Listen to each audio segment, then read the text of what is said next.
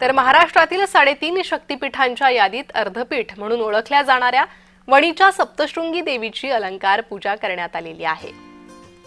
तर या अलंकार पूजेचं नवरात्रोत्सवात विशेष महत्त्व असतं।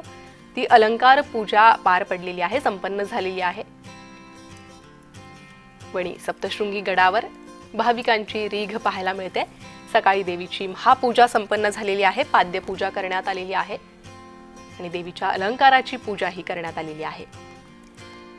अर्धपीठ म्हणून नाशिकच्या वणी येथील सप्तशृंगी गडाची ओळख आहे। 7 शृंग अर्थात 7 डोंगर असलेला हा परिसर आहे आणि सर्वात उंच डोंगरावर म्हणजे 7व्या शृंगावर आई सप्तशृंगी विराजमान झालेली आहे।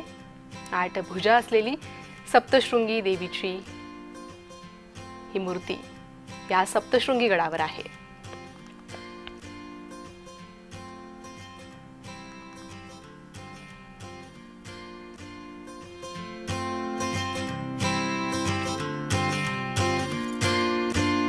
वणीच्या सप्तशृंगी देवीची अलंकार पूजा पार पडलेली आहे।